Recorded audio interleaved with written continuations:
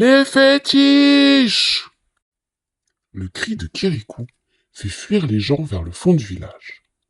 Un fétiche preneur arrive accompagné de deux fétiches parleurs qui annoncent: Notre vénérée maîtresse, la puissante Karaba, veut faire la paix avec votre village.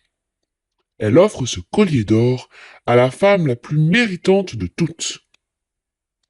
En effet, le fétiche preneur tient dans ses grandes mains un magnifique bijou qui étincelle au soleil. Il le dépose sur le banc, déserté par le vieillard. Les trois esclaves de bois font demi-tour et disparaissent au loin.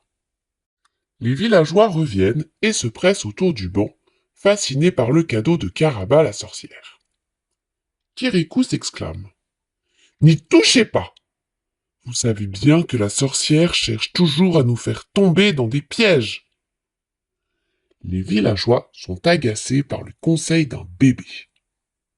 Ils en savent plus que lui.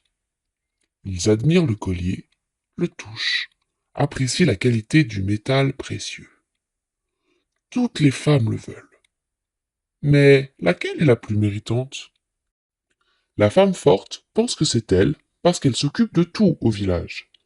La femme maigre rappelle qu'elle veille sur le compte des récoltes et des greniers, et que grâce à elle, le village n'a jamais connu la faim.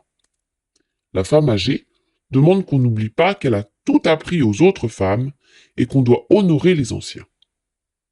Une mère de famille nombreuse fait remarquer qu'elle a beaucoup de mérite avec tous ses enfants. Une autre femme reconnaît son collier, volé par Karaba. Il est à elle, un point c'est tout. On demande à l'oncle son avis. Il trouve beaucoup de mérite à une jolie fille qui lui plaît bien. Le vieillard se fâche. Il prend le collier. Il le gardera dans sa case jusqu'à ce qu'on se soit entendu sur la femme la plus méritante. La journée se passe en discussion et en fâcherie. On a volé le collier d'or!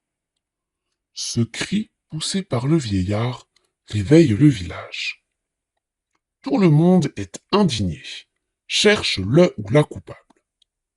Le vieillard décide qu'il faut fouiller les cases. Chaque personne fouillée est choquée qu'on la soupçonne.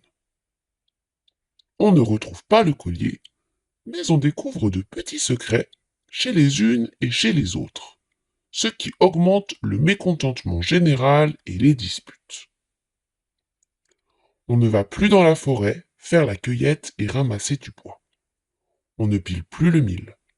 On ne répare pas le toit qui en a besoin. On n'arrose plus les légumes. On laisse le linge sale s'empiler.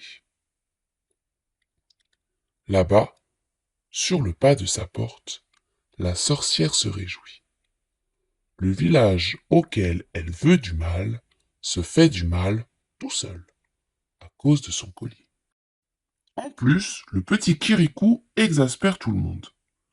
Au lieu de chercher le voleur, il s'occupe d'une collection de graines et de noyaux. Il s'intéresse aux haricots noirs, aux haricots rouges, aux noix de cola rose.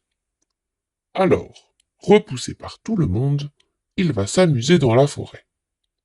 Là, tout est calme, et il y a beaucoup de jolies choses à recueillir pour sa collection.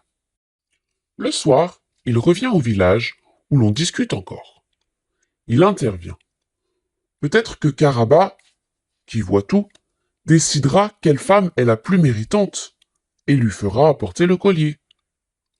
La femme forte hausse les épaules. Tu rêves!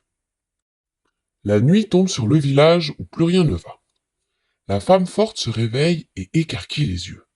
À côté de sa natte est posé un collier, avec des perles multicolores mêlées aux perles d'or, encore plus beau que le premier collier. L'heureuse femme s'exclame: Karaba, qui voit tout, a décidé que c'était moi la plus méritante.